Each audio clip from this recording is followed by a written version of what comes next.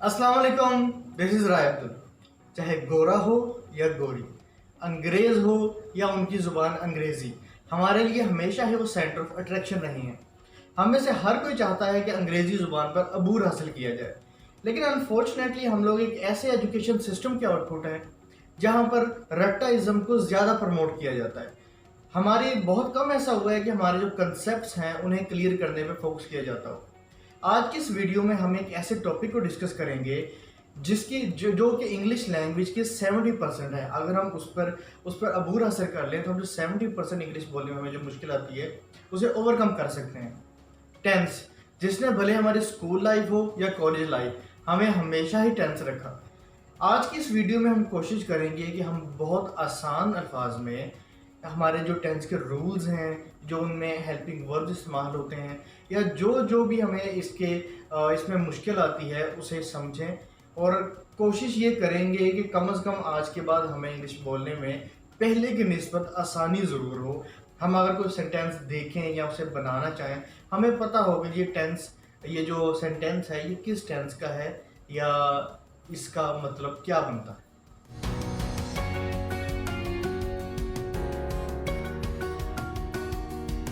हर जुबान को बोलने के अपने रूल्स एंड रेगुलेशंस होते हैं, इवन के उर्दू लैंग्वेज के भी हैं।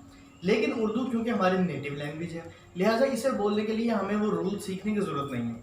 हम ऑटोमेटिकली जानते हैं कि हमने किस सेंटेंस को कैसे कहना है और हमने अपनी बात अगले बंदे तक कन्वे कैसे करनी है। लेकिन इंग्लिश क्योंकि हमारी बेसिक लैंग्वेज नहीं है, लिहाजा उसे अच्छी तरह समझने के लिए और बोलने के लिए हमें जो इंग्लिश लैंग्वेज के रूल्स हैं, जो ग्रामर के रूल्स हैं, उन्हें समझना पड़ेगा। फिर ही हम एक अच्छी इंग्लिश बोल सकते हैं। टेंस से मुराद इंग्लिश लैंग्वेज के वो कवानीन का मजमूआ है जो कि हमें किसी काम के करने या होने का पता देते हैं, किसी खास टाइम फ्रेम के हिसाब से। आसान अल्फाज में टेंस हमें ये बताते हैं कि हम जिस काम का जिक्र कर रहे हैं, आया कि वो काम कंप्लीट हो चुका है या वो कंप्लीट होने वाला है, और उसके कंप्लीशन का ताल्लुक किस ज़माने के साथ है। क्या गुजरे हुए ज़माने की बात हो रही है, क्या आने वाले ज़माने की बात हो रही है, और क्या वो मौजूदा ज़माने की बात हो रही है। इसका मतलब है जो टेंस के रूल्स हैं वो दो चीज़ों में फोकस करते हैं। एक, वो फोकस करते हैं टाइम फ्रेम पर। दूसरा, वो फोकस करते हैं हमारी जो एक्टिविटी है, जो वर्क है, उस पर। ये वो बताते हैं, ठीक है। इसका मतलब है कि या तो हमें वो ये चीज़ बताएंगे कि हमारा जो एक्टिविटी है वो किस ज़माने में हुई है, क्या वो गुज़रे ज़माने में हो चुकी है, क्या वो आने वाले ज़माने में होने वाली है, और हमारा जो काम है, क्या वो हमारा काम इस वक्त हो रहा है, या हमारा वो काम ख़त्म हो चुका है, या हमारा वो काम आने वाले ज़माने में होगा।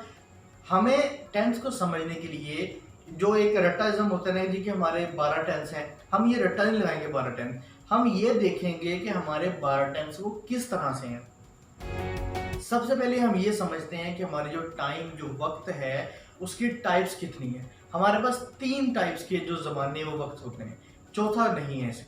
एक हमारे पास हो सकता है हमारा गुजरा हुआ ज़माना, जिसे हम पास्ट कहते हैं। एक हमारा हो सकता है हमारा आने वाला कल, जिसे हम फ्यूचर कहते हैं। या हम हो सकता है कि हम अपने प्रेजेंट, अपने मौजूदा वक्त की बात कर रहे हो। टाइम फ्रेम ये 3 तरह के ही हैं, या मौजूदा वक्त, या आने वाला कल, या गुजरा हुआ कल। इसके अलावा टाइम फ्रेम नहीं है। दूसरा हमारा आ जाता है वर्क, एक्टिविटी, उसकी टाइप्स। हो सकता है कि हम जिक्र कर रहे हो अपने उस काम का, उस एक्टिविटी का जो कि इस वक्त परफॉर्म की जा रही है, जो कि इस टाइम कंटिन्यूस है। हम कह सकते हैं कि हम लोग पढ़ रहे हैं, we are studying right now. इससे हमें ये जाहिर हो रहा है कि हमारा जो काम है, जो स्टडी है, वो इस टाइम, इस वक्त में हो रही है। हमारी वो एक्टिविटी अभी कंप्लीट नहीं हुई।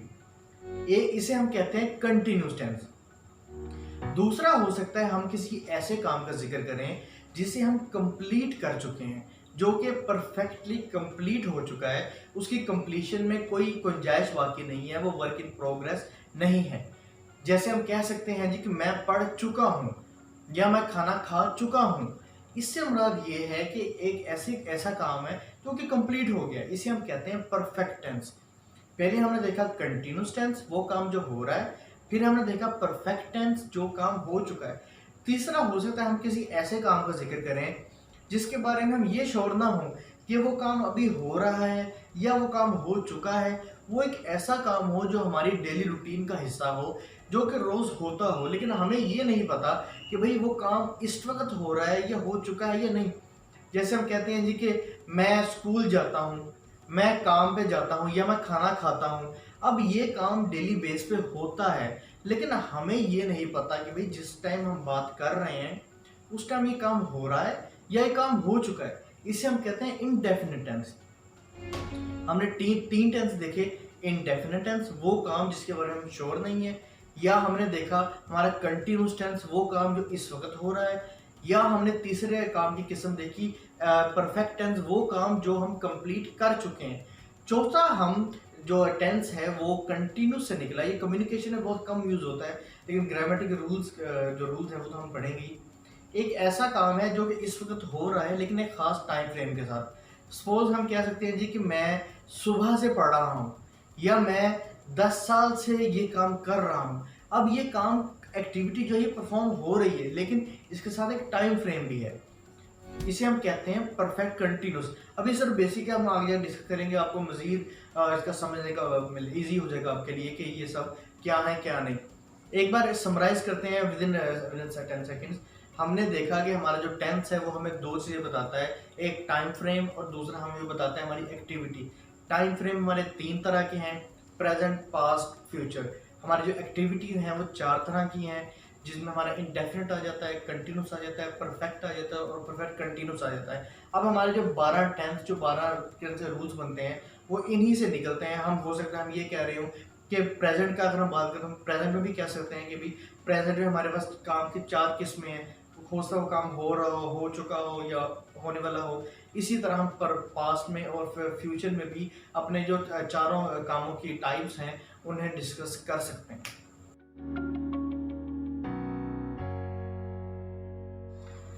आगे चलने से पहले मैं आपके साथ जो हमारा सेंटेंस है उनके जो इंग्रेडिएंट्स हैं आपके सेंटेंस स्ट्रक्चर के वो डिस्कस करना चाहूँगा, ताकि आगे हम जब किसी भी जो टेंस है उसके सेंटेंस स्ट्रक्चर को पढ़ें तो हमें पता हो कि भाई किसकी बात हो रही है। एक तो हमारे पास होता है सब्जेक्ट। सब्जेक्ट कहते हैं किसी भी एक्टिविटी को परफॉर्म करने वाले को, जो कोई काम कर रहा होता है उसे सब्जेक्ट कहा जाता है।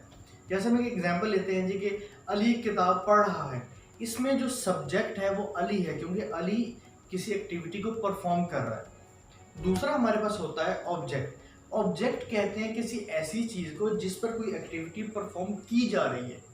हमने जो एग्जांपल ली कि अली किताब पढ़ रहा है, इसमें जो किताब है वो ऑब्जेक्ट है, क्योंकि अली एक काम कर रहा है किस पर, किताब पर, किताब पढ़ रहा है। तीसरा हमारे पास आ जाता है वर्ब। वर्ब कहते हैं किसी काम को। अब इस एग्जांपल में कि अली किताब पढ़ रहा है, हमारा वर्ब क्या होगा, पढ़ना। अली हमारा सब्जेक्ट है, हमारा जो किताब है वो ऑब्जेक्ट है, और हमारा जो पढ़ना है वो हमारा वर्ब आ जाता है। ठीक है, ये चीज आप लोगों ने माइंड में रखनी है। अच्छा, इसके अलावा एक चीज होती है हेल्पिंग वर्ब। हेल्पिंग वर्ब दो काम करते हैं। एक तो वो जो हमारा वर्ब है उसकी हेल्प आउट करते हैं सेंटेंस स्ट्रक्चर को बेहतर बनाने में। दूसरा जो हमारा मेन यहाँ पर कंसर्न है, हेल्पिंग वर्ब क्या करते हैं कि एक मेरे जैसा बंदा जिसे टेंस जो इंग्लिश से इतना वाकिफ नहीं है उसकी हेल्प करते हैं इंग्लिश सेंटेंस की। अगर आपको इवन कि उसका मतलब भी नहीं पता, तो आप इंग्लिश सेंटेंस पढ़ते हैं और आप उसका मीनिंग नहीं आता, तो अगर आपको हेल्पिंग वर्ब्स का आइडिया हो तो आप ये जज कर सकते हैं कि ये जो सेंटेंस है, ये जो इसमें जो एक्टिविटी का बताया जा रहा है उसका ताल्लुक किस टाइम फ्रेम के साथ है, और आया कि ये जो एक्टिविटी है ये वर्ब की किस टाइप से रिलेटेड है, मतलब ये काम हो रहा है, ये काम हो चुका है। हेल्पिंग वर्ब हमारी मदद करता है ये जानने में कि हमारी जो एक्टिविटी है उसका ताल्लुक किस टाइम फ्रेम के साथ है, और वो एक्टिविटी हो चुकी है या होने वाली होगी। अच्छा, हेल्पिंग वर्ब जो हम डिफरेंट टेंसेस में यूज करते हैं, अगर हम प्रेजेंट की बात करें, प्रेजेंट जितने हमारे प्रेजेंट टेंस होंगे उसमें हम यूज कर रहे हैं डू या डज का इस्तेमाल होगा हमारा।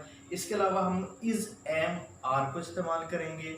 हम अपने डू डज को इस्तेमाल कर सकते हैं, इज, एम, आर को इस्तेमाल कर सकते हैं, या हम हैज़ और हैव को इस्तेमाल करेंगे। अब इनका जो यूज़ है वो हम आगे जाकर जब टेंस इंडिविजुअली पढ़ेंगे तो उसको समझेंगे। फिलहाल आप ये याद रखना है, अगर आप किसी सेंटेंस में डू और डज को देखें, या इज, एम, आर को देखें, या हैज़, हैव को देखें, तो मोस्टली ये 100% रूल नहीं है, लेकिन मोस्टली वो आप समझ सकते हैं कि उसका ताल्लुक प्रेजेंट टेंस के साथ है। दूसरा, पास्ट के लिए हम यूज़ करते हैं, उसमें आपके जो हेल्पिंग वर्ब यूज़ होंगे वो या तो डिड इस्तेमाल होगा, या आपका हैड यूज़ होगा, आप या आप वॉज या वर यूज़ करेंगे। आपका डिड, वॉज, वर या हैड, इसका ताल्लुक हमेशा जो आपके पास्ट टेंस है उसके साथ होगा। फ्यूचर का काम तो इजी है, फ्यूचर में शेल या विल, ये दो हेल्पिंग वर्ब हैं, इनके अलावा नहीं है। अब इनका आगे क्या स्टोरी है, ये कैसे कैसे यूज होते हैं, वो हम आगे चल के आपके जो इंडिविजुअल टेंस हैं उसमें देखते हैं।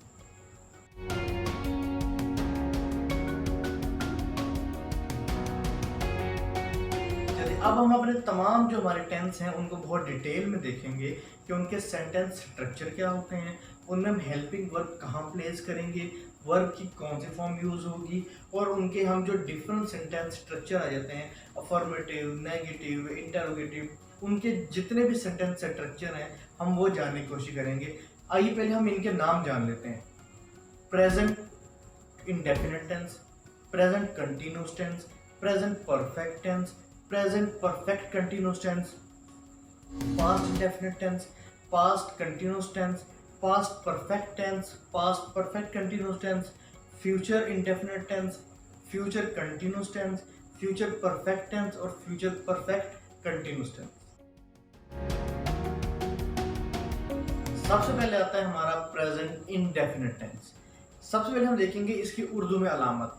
किसी भी जुमले के आखिर में अगर ता है, ती है, ते है आएगा तो वो प्रेजेंट इंडेफिनिट टेंस का जुमला बनेगा।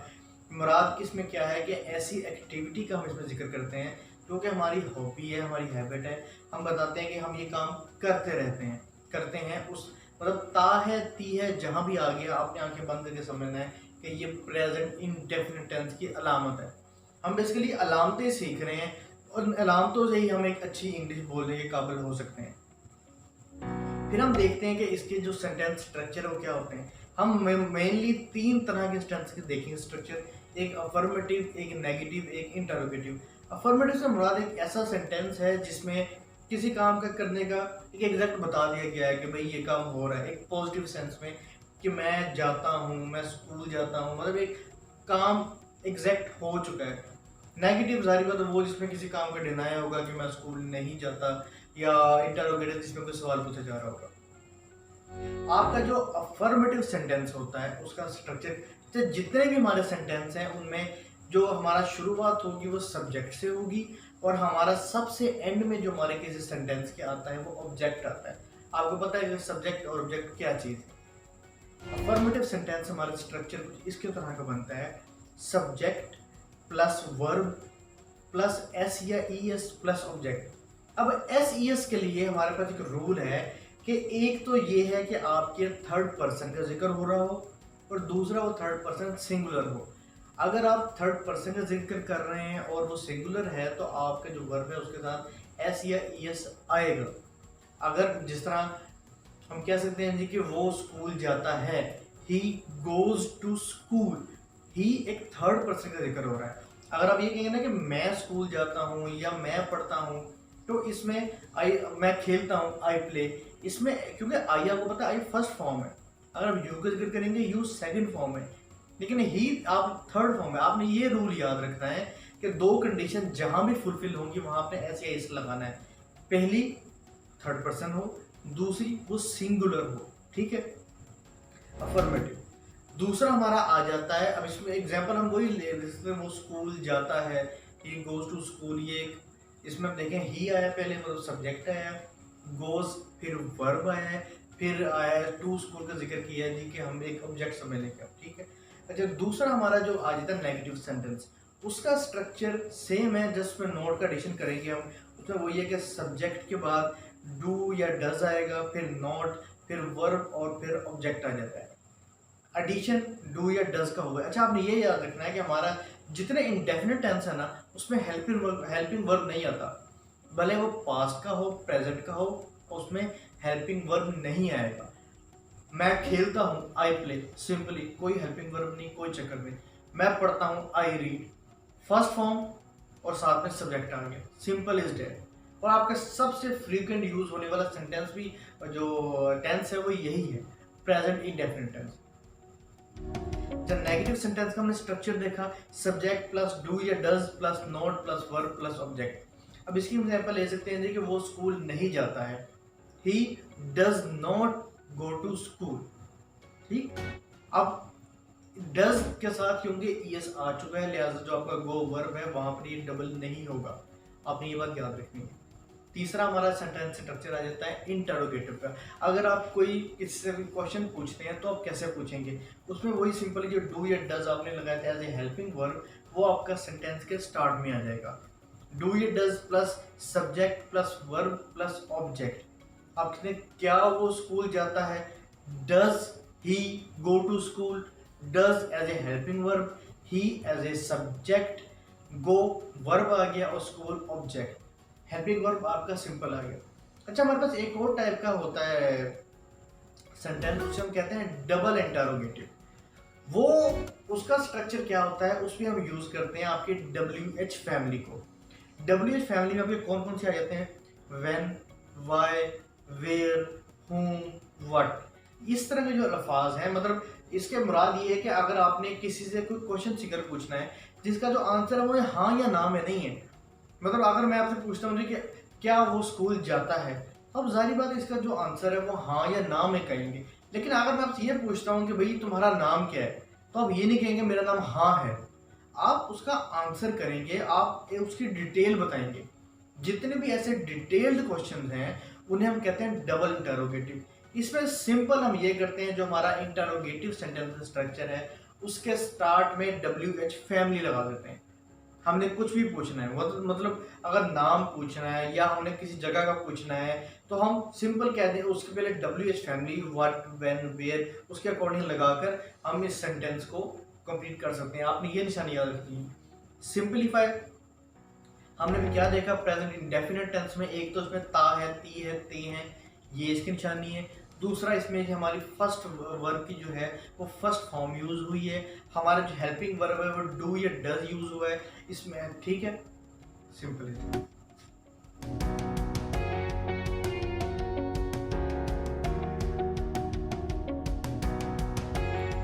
दूसरा हमारा मेन टेंस आ जाता है प्रेजेंट कंटिन्यूअस टेंस।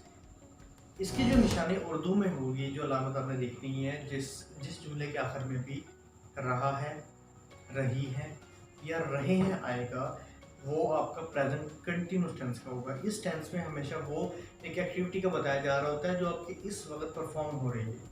मैं पढ़ रहा हूँ, आई एम स्टडीइंग, मैं टीवी देख रहा हूँ, आई एम वॉचिंग टेलीविजन। आपका जितनी भी ऐसी एक्टिविटी जो कि इस टाइम फ्रेम में चल रही है वो आपकी प्रेजेंट कंटिन्यूअस टेंस में आएंगी। अच्छा, इसमें क्या होता है कि आपकी जो हेल्पिंग, इसमें जो वर्ब यूज होगा, वर्ब की first form plus ING. ING आपके जो ज़ाहिर करेगा वो कंटिन्यूस को ज़ाहिर करेगा। First form plus ING verb की आपके हमेशा इसमें यूज होगी। आगे हम देखते हैं सेंटेंस स्ट्रक्चर, वही तीन, अफर्मेटिव, नेगेटिव, इंटरोगेटिव। अफर्मेटिव में जो इसका सेंटेंस स्ट्रक्चर आ जाता है वो आपके सबसे पहले सब्जेक्ट आएगा, ठीक है। फिर आपका जो हेल्पिंग वर्ब इसमें यूज होते हैं वो इज, एम, आर यूज होते हैं। हमारा इंडेफिनिट में यूज हुए थे डू या डज, ठीक है। आपके कंटिन्यूस में यूज होंगे इज, एम, आर, वो अकॉर्डिंग टू सिचुएशन जो भी होगा। पहले सब्जेक्ट है, फिर आपका इज, एम, आर आ जाता है, फिर आपका आ जाता है वर्ब जो यूज करेंगे, ठीक है। Verb plus ING plus object. जैसे हमने एग्जाम्पल में देखी, मैं स्कूल जा रहा हूँ, I am going to school, subject, helping verb am आ गया, गोइंग आपका वर्ब आ गया प्लस आईएनजी, और स्कूल आपका आ गया ऑब्जेक्ट, ठीक है। स्ट्रक्चर क्या बना आपका, सब्जेक्ट, वही बात है कि स्टार्ट सब्जेक्ट से हो रहा है, एंड ऑब्जेक्ट पे हो रहा है। सब्जेक्ट प्लस आपका is, am, are plus verb plus ING plus object affirmative में। अगर हमने इसका नेगेटिव बनाना है तो नेगेटिव में जस्ट जो एडिशन होगा वो नॉट का होगा, ठीक है। वो आपका जो हेल्पिंग वर्ब है उसके बाद नॉट लगता है। वो स्कूल नहीं जा रहा है, he is not going to school, helping verb के बाद आपका नोट आ गया, बाकी स्ट्रक्चर आपका वही अफर्मेटिव वाला, ठीक है। He is not going to school. अब आप किसी भी अगर सिचुएशन में कोई सेंटेंस देखते हैं तो आपको फौरन समझ आना चाहिए भाई, एक तो इज, एम, आर है, दूसरा ये आईएनजी लगाइए फॉर्म के साथ, इट मींस कि ये कंटिन्यूस की बात हो रही है, और कंटिन्यूस भी कौन से वाला, प्रेजेंट वाला कंटिन्यूस, ठीक है। तीसरा आपका जो स्टेंस है वो इंटरोगेटिव और कोई क्वेश्चन पूछना चाह रहे हैं, उसमें आपने सिंपल ये करना है, जो आपके जो वो हैं हेल्पिंग वर्ब है उसको आपने शुरू में ले आना है इज एम आर को, ठीक है। उसका स्ट्रक्चर कुछ इस तरह बनता है, is am are plus subject plus verb plus ING plus object. क्या वो स्कूल जा रहा है, is he going to school, ठीक। मतलब आपने सिंपली जो आपका हेल्पिंग वर्ब है उसको स्टार्ट में ले आना है, बाकी रूल सारे वही हैं कि वर्ब के साथ आईएनजी लगेगा। जस्ट सिंपल, जितनी देखिए अब practice makes a man perfect, जितनी आप प्रैक्टिस करेंगे उतनी आपकी इसमें एक्सपर्टीज आएंगी। हम सिर्फ यहाँ पर जो बेसिक रूल्स हैं वो डिस्कस कर रहे हैं ताकि एक शॉर्ट सी वीडियो में आपको जो बेसिक्स हैं वो समझने का मौका मिले। जो हमारे जो दूसरा आ जाता है, चौथा हमारा अगर वही डबल इंटरोगेटिव बनाना है तो simple is that W H family शुरू में आ जाएगी, बाकी आपका वही जो आपका इंटरोगेटिव सेंटेंस का स्ट्रक्चर है सेम टू सेम वही होगा। वो कब स्कूल जा रहा है, वो मतलब जो भी आप पूछना चाह रहे होंगे उसमें सिंपल आपने डब्ल्यू एच फैमिली के बाद इंटरोगेटिव सेंटेंस का स्ट्रक्चर लगा देना है।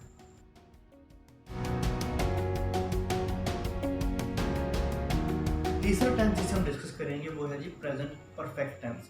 इस टेंस में हम अपनी उन एक्टिविटीज़ का जिक्र करते हैं जो कि हम परफेक्टली कंप्लीट कर चुके हैं, जिनकी कंप्लीशन में कोई डाउट नहीं है। उर्दू में इसकी पहचान किसी भी जुमले के आखिर में अगर चुका है, चुकी है या लिया है, लिए हैं आएगा तो वो प्रेजेंट परफेक्ट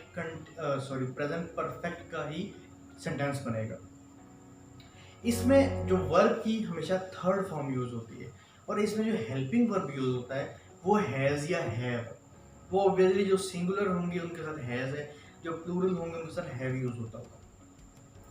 अगर हम इसके सेंटेंस स्ट्रक्चर की बात करें, इसमें सब्जेक्ट प्लस हैज़ या हैव आएगा, फिर वर्ब प्लस ऑब्जेक्ट आ जाएगा। मतलब मैं पढ़ चुका हूँ, ठीक है, या मैं खाना खा चुका हूँ, I have eaten my food, या I have read the book. मतलब इसमें हैज़ और हैव सबसे पहले सब्जेक्ट है, फिर हैज़ या हैव आएगा, उसके बाद आपका वर्ब की थर्ड फॉर्म हमेशा यूज होगी और उसके बाद आपका आ जाएगा ऑब्जेक्ट अफर्मेटिव का, ठीक है।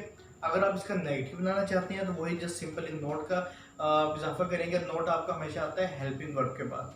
मैं पढ़ नहीं चुका हूँ, I have not red yet, ठीक है। आपका जो है नोट आएगा वो हमेशा हैव के बाद आ रहा है, ठीक है, नेगेटिव में। अगर आप इसका इंटरोगेटिव बनाना चाहते हैं तो यही हैज़ ये शुरू में ले आए, have he not red yet. अगर वही बात कि अगर डबल इंटरोगेटिव बनाना चाहते हैं तो सिंपली आपकी डब्ल्यू एच फैमिली है वो स्टार्ट में आ जाएगी, उसके बाद यही के आ जाएगा आपका जो इंटरोगेटिव सेंटेंस है वो सिंपल आ जाएगा।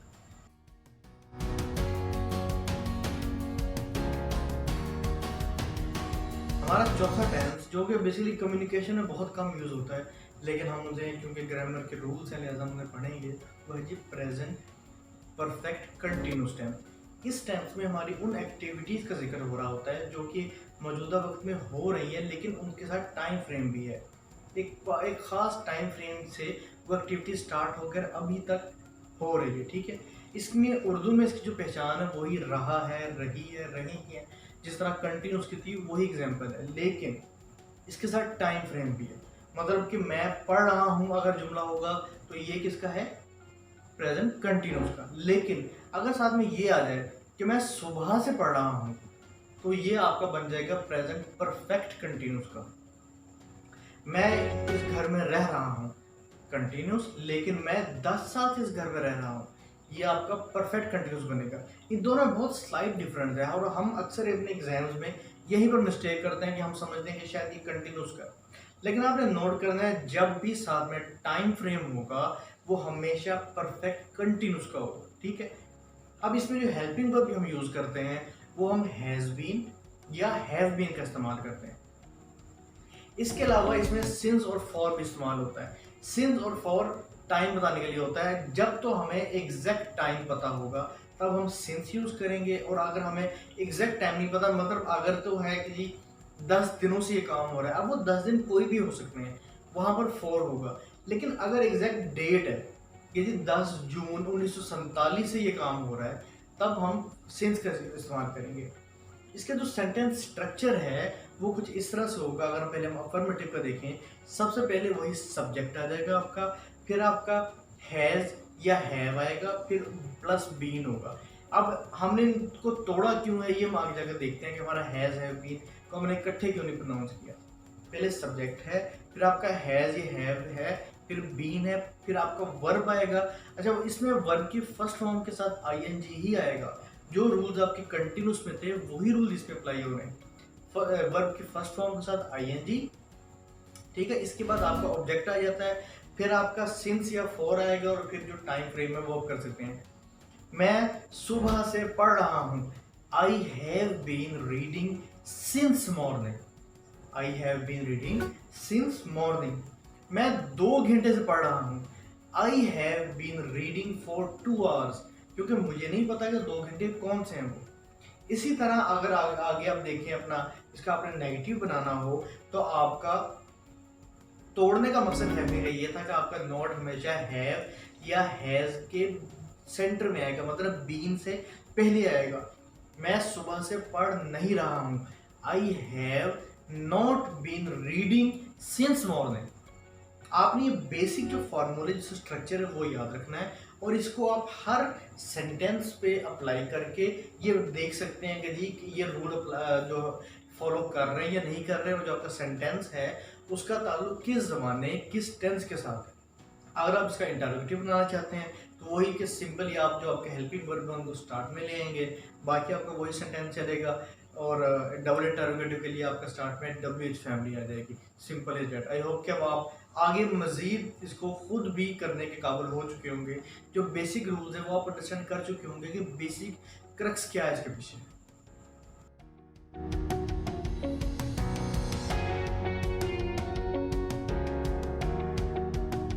प्रेजेंट हमारे कंप्लीट हो गया, प्रेजेंट के चारों टेंस। अब हम देखेंगे आगे पास्ट टेंस। पास्ट में सबसे पहला टेंस हमारा बनता है पास्ट इंडेफिनिट टेंस। जिस तरह हमने प्रेजेंट इंडेफिनिट टेंस के रूल देखे थे कि उसमें हमारा जो है फर्स्ट फॉर्म आती है, इसी तरह हम इसके रूल देखते हैं कि इसमें उसमें अलामत क्या आती है उर्दू में पहचान, कि आपका ता है, ती है, ते हैं। ठीक है, आपका जो पास्ट इंडेफिनिट है उसकी उर्दू में पहचान है ता था, ती थे, ते थे। आपका जिन सेंटेंस के आखिर में भी ये आएगा ता था ती थे, वो आपका बनेगा पास्ट इंडेफिनिट टेंस का। अच्छा, इसमें आपकी वर्ब की हमेशा सेकंड फॉर्म यूज होती है। और एक और चीज मजे की बात कि सेकंड फॉर्म सिर्फ यूज ही इस टेंस में होती है, और ये टेंस आपके बड़े काम आता है। आपने कोई स्टोरी लिखनी हो, आपने कोई इंटरव्यूज हो, वहाँ हमेशा आपकी ये, क्योंकि आपने बताना होता है कि पास्ट में आपने क्या किया, तो ये टेंस सबसे ज्यादा हमारे काम आता है इस चीज में। उर्दू में अलामत देखिए हमने ता था ती थे। इसके अलावा हमने देखा कि इसमें जो वर्ब है वो सेकंड वर्ब की सेकंड फॉर्म यूज होती है। इसके अलावा इसमें जो हमारा हेल्पिंग वर्ब यूज होता है वो डिड यूज होता है। जिस तरह हमारा जो प्रेजेंट था उसमें डू या डज था, इसमें हमारा डिड यूज हो रहा है। एक बात आपने याद रखनी है कि इसमें वर्ब की सेकंड फॉर्म आएगी, लेकिन जहां भी सेंटेंस में डिड आ जाएगा, डिड के बाद हमेशा फर्स्ट फॉर्म आएगी। क्योंकि बात हमारा बेसिकली सेकंड फॉर्म लिखने का मकसद क्या होता है, हमारा जो पढ़ने वाला है उसको ये चीज़ बताना कि भाई ये टेंस कौन सा यूज हो रहा है। अब एक अलामत एक बार ही होती है, ठीक है। जो अगर हम लोग अगर डिड को एक बार पढ़ के हमें आइडिया हो गया कि भाई ये हमारा जो सेंटेंस है ये पास्ट इंडेफिनिट का, तो हमें बार बार अलामत देने की जरूरत नहीं है। हम एक बार डिड लिखेंगे, इसके बाद उसकी फर्स्ट फॉर्म आएगी वर्ब की। इसे हम स्ट्रक्चर देखते हैं। जो अफर्मेटिव सेंटेंस है उसका सिंपल स्ट्रक्चर जिस तरह हमारा उसका था कि कोई हेल्पिंग वर्ब यूज नहीं होता, इसी तरह आपका पास्ट इंडेफिनिट टेंस के अफर्मेटिव में भी कोई हेल्पिंग वर्ब यूज नहीं होगा। सिंपली सब्जेक्ट आएगा पहले आपका, फिर आपका वर्ब की सेकंड फॉर्म आएगी, फिर आपका ऑब्जेक्ट आएगा। मैं पढ़ता था, मैं जाता था, मैं पढ़ता था, आई स्टडीड। सिंपली आपका सब्जेक्ट आया, फिर आपका जो वर्ब है उसकी सेकंड फॉर्म आ गई, आई स्टडीड। ठीक है, कोई बीच में हेल्पिंग वर्ब कोई इस तरह नहीं। ठीक, अब अगर आपने इसका नेगेटिव बनाना है, नेगेटिव बनाने के लिए हम हमेशा डिड को यूज करेंगे। डिड आएगा, उसके बाद आपका नोट लगेगा, फिर आपका हेल्पिंग वर्ब पहला आ जाएगा। मैं पढ़ता नहीं था, आई डिड नॉट स्टडी। आपने देखा लास्ट एग्जांपल में हमने स्टडीड कहा था सेकंड फॉर्म, लेकिन क्योंकि इसमें डिड आ गया है जो कि ऑलरेडी डू की सेकंड फॉर्म है, लिहाजा हमने इसके साथ फर्स्ट फॉर्म लगाई। मैं पढ़ता नहीं था, आई डिड नॉट स्टडी। तो आपका सेंटेंस स्ट्रक्चर क्या बना, subject plus did plus not plus verb की फर्स्ट फॉर्म प्लस ऑब्जेक्ट, ठीक है। अगर आपने इसकी बनाना है इंटरोगेटिव, ये पास्ट इंडेफिनिट का, उसमें सिंपली आप डिड को स्टार्ट में ले आएंगे क्योंकि हमारे पास ऑप्शन कोई नहीं है। वहां तो फिर भी डू या डज था, यहाँ पर सिर्फ डिड है। डिड पहले आ गया, फिर आपका सब्जेक्ट आ गया, फिर आपका वर्ब आ गया, फिर आपका ऑब्जेक्ट आ गया, ठीक है। Simple is that. मतलब आप एक एग्जांपल ले सकते हैं जी कि क्या वो वहां जाता था, डिड ही गो देयर। इसमें वेंट ही लगाना, सेकंड फॉर्म नहीं आएगी, फर्स्ट आएगी, did he go there. Simple is that, ठीक है। इसी तरह अगर आप इसका डबल इंटररोगेटिव बनाना चाहते हैं तो आपका जो डबल इज फैमिली है वो स्टार्ट में आ जाएंगे, फिर डिड और फिर सेम जो रूल है हमारा वो इस तरह से चलता है।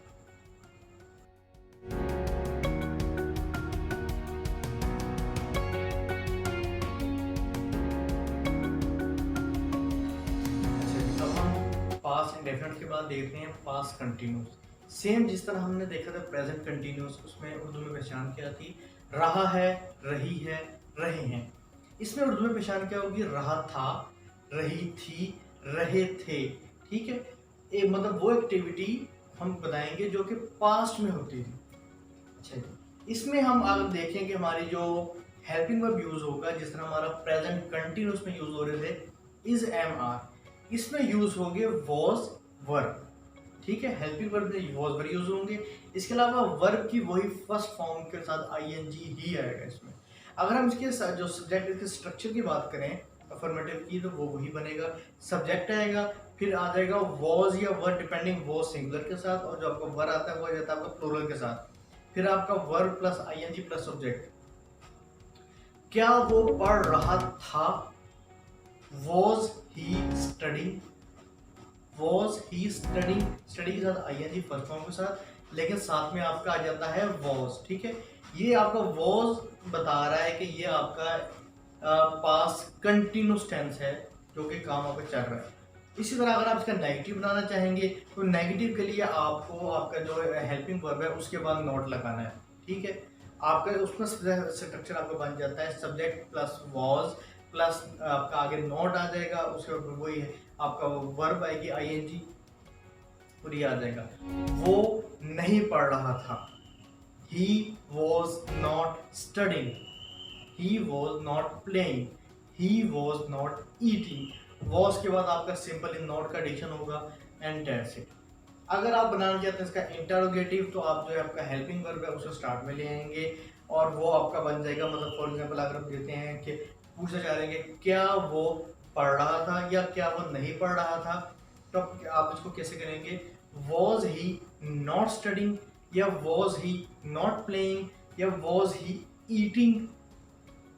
अब चौथे में अगर आप इसका डबल बनाना चाह रहे हैं, आपका डबल जो इंटरोगेटिव है, तो आप when या वर्ब जो भी आएगा लगा सकते हैं कि when was he not studying या when was he not doing anything। Simple is that. आपने ये फार्मूले याद रखने हैं और इसको अप्लाई करके आप किसी भी सेंटेंस का स्ट्रक्चर इजीली फाइंड आउट कर सकते हैं।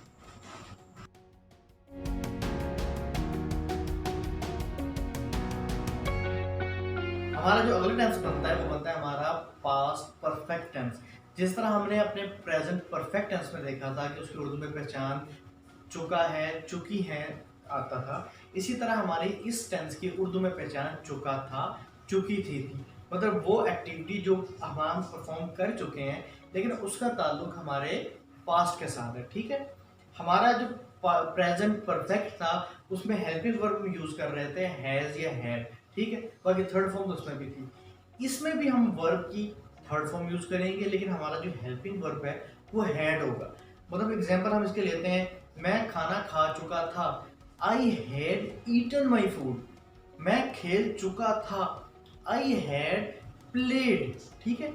आपकी वर्ब की थर्ड फॉर्म आ रही है। इसके अलावा आपका जो हेल्पिंग वर्ब है वो हैड आएगा और कोई ऑप्शन नहीं आएगा, मतलब सिंगुलर हो या प्लूरल हो।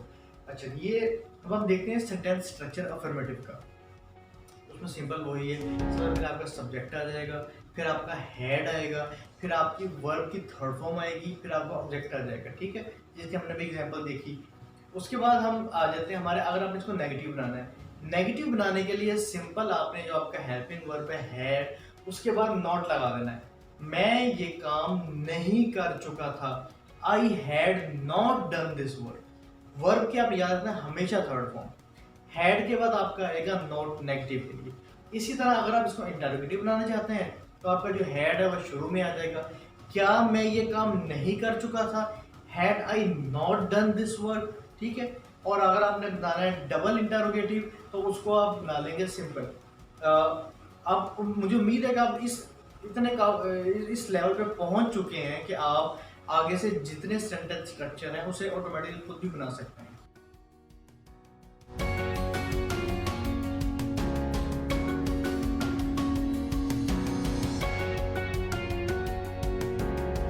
पास्ट परिवार का हमारा जो लास्ट टेंस बनता है वो है जी past perfect continuous tense.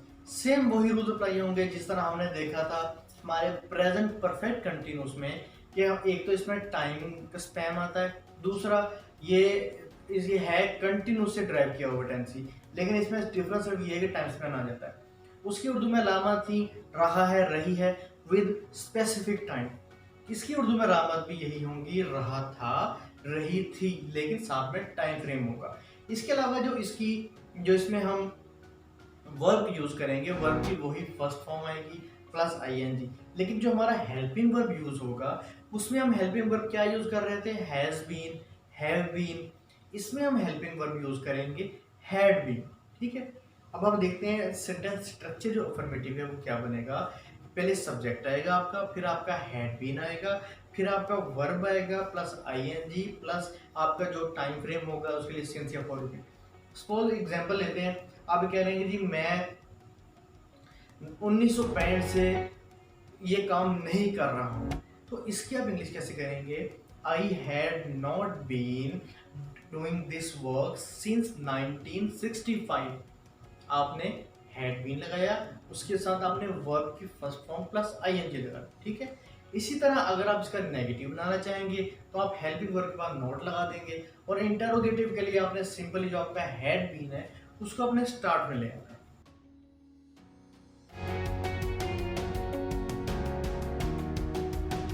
Future में मैं आपको खुशामदीद कहता हूँ, मेरा मतलब है कि फ्यूचर टेंस में।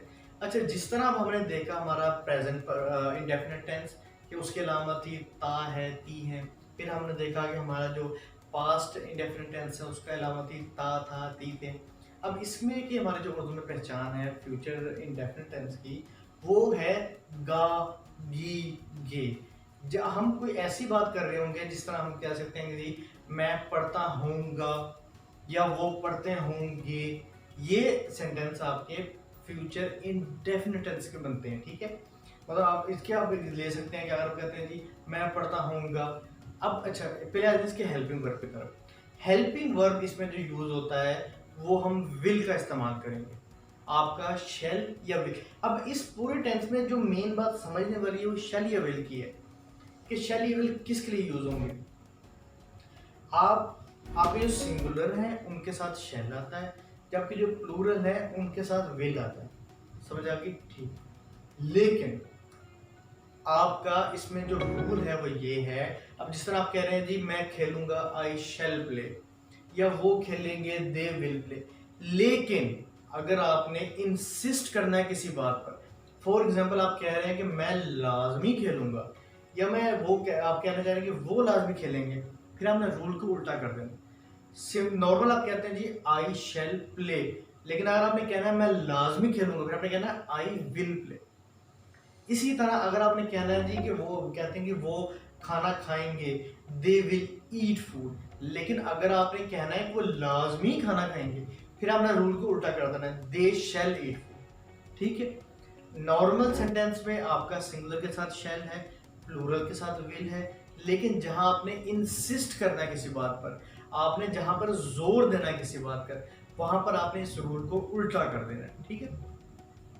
अब हम देखते हैं सेंटेंस स्ट्रक्चर जो होता है आपका फ्यूचर इंडेफिनिट में वो क्या बनता है, ठीक है। सबसे पहले आपका सब्जेक्ट आ जाता है, फिर आपका विल आएगा, फिर आपकी वर्ब की फर्स्ट फॉर्म, और फिर आपका ऑब्जेक्ट, मैं ये काम करूंगा, I will do this work, ठीक है। आप सिंपल आपने विल या शेल लगाकर उसके बाद आपने जो वर्ब की फॉर्म है फर्स्ट वो लगानी होगी। इस तरह अगर आपने नेगेटिव बनाना है तो आपकी हेल्पिंग वर्ब है शैल या विल, उसके बाद नॉट आ जाएगा। और अगर आप इसको बनाना चाह रहे हैं वो इंटरोगेटिव, तो आपने हेल्पिंग वर्ब को शुरू में लिया।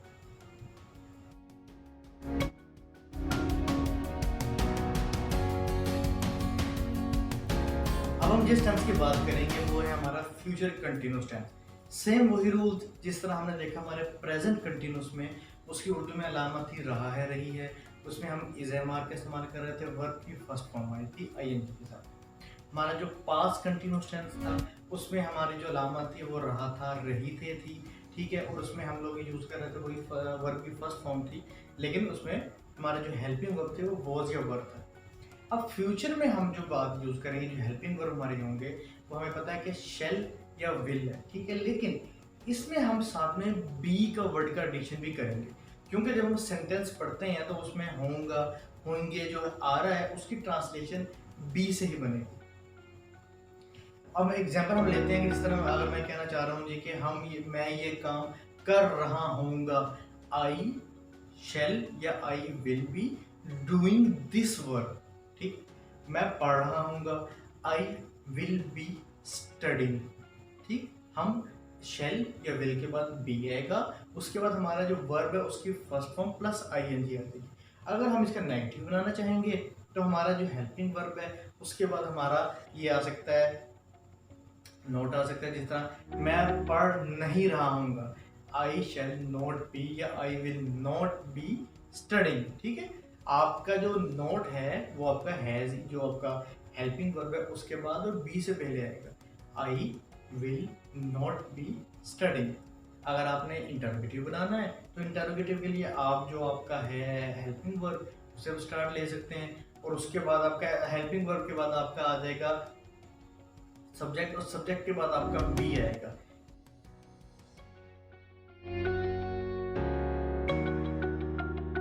हमारा जो सेकंड लास्ट टेंस बनता है वो हमारा बनता है फ्यूचर परफेक्ट टेंस। सेम उसी तरह हमने देखा था हमारा जो प्रेजेंट परफेक्ट टेंस था उसकी उर्दू में अलामत थी चुका है, चुकी है। पास्ट परफेक्ट की थी चुका था, चुकी थी। और हम जो हेल्पिंग वर्ब यूज कर रहे थे हमारा प्रेजेंट परफेक्ट में, जो हमारा यूज हो रहा था हैज या हैव। इसी तरह हमारा जो पास्ट में था उसमें हेल्पिंग वर्ब यूज हो रहा था हमारा हैड। इसमें हम जो हेल्पिंग वर्ब यूज करेंगे, हमारा फ्यूचर है तो हमारा शेल या विल आएगा, उसके बाद हैव लगेगा। हम एक सेंटेंस के लिहाज से शेल या विल के बाद हैव लगाएंगे, और इसकी जो उर्दू में अलामत होंगे वही चुका होऊंगा, चुकी होंगे आएगा। जिस तरह फॉर एग्जाम्पल अगर हम एग्जाम्पल देना चाह रहे हैं, मैं ये काम कर चुका हूँगा, I will have done this work. आप इसमें ये बता रहे हैं कि आपका शैल या विल लगा, फिर आपका आगे हैव आएगा, फिर आप बता रहे हैं कि आप ये काम कर चुके होंगे।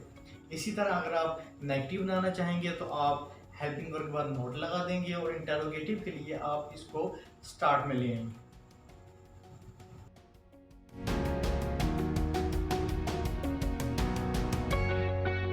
हमारा जो लास्ट टेंस है वो है जी फ्यूचर परफेक्ट कंटिन्यूस टेंस, ठीक है।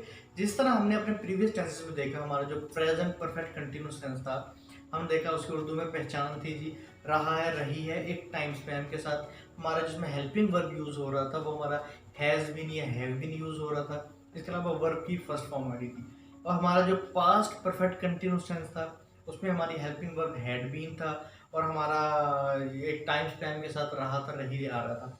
इसी तरह हमारा जो फ्यूचर है इसमें भी वही होगा, एक टाइम स्पैन के साथ आएगा, और हम बताएंगे हम ये काम कर रहा होऊंगा या कर रहे होंगे, एक टाइम स्पैन के साथ। इसमें हमारा जो हेल्पिंग वर्ब यूज होगा वो विल या शैल के बाद हैव बीन यूज होगा, ठीक है। हैव बीन या हैव बीन। चलिए इसकी हम एक एग्जांपल ले लेते हैं कि मैं 2 घंटे से ये वीडियो शेयर कर रहा हूँ, लाइक कर रहा हूँ। तो इस वीडियो का तो नहीं बनता, लेकिन आप समझ एग्जांपल है। एनीवेज हम एग्जांपल लेते हैं जी कि मैं 2 घंटे से खाना खा रहा हूँगा, I will have been eating food for 2 hours. अब फ्रैंकली स्पीकिंग ये सेंटेंसेस प्रैक्टिकल लाइफ में बहुत कम यूज होते हैं, मैं भी यूज नहीं करता, लेकिन एक रूल है, रूल पढ़ने के लिए हम इसे देख लेते हैं। आपका हेल्पिंग वर्ब विल या शैल आया, उसके बाद आपका हैव बीन आएगा।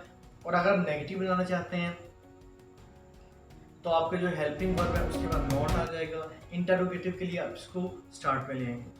मुझे उम्मीद है कि अगर आप इस पूरी वीडियो को ध्यान से देखें, अगर आप सिंपली जो स्टार्ट के 4 टेंस हैं उनको भी पूरे फोकस करके उनके जो रूल्स हैं, जो स्ट्रक्चर हैं, जो उनकी उर्दू में अलामात हैं, ये जो हेल्पिंग वर्ब यूज़ होते हैं वो आप देख लें तो आप अगले वाले सारे स्ट्रक्चर बड़े ईजिली बना सकते हैं। मुझे उम्मीद है कि ये वीडियो आपको पसंद आई होगी।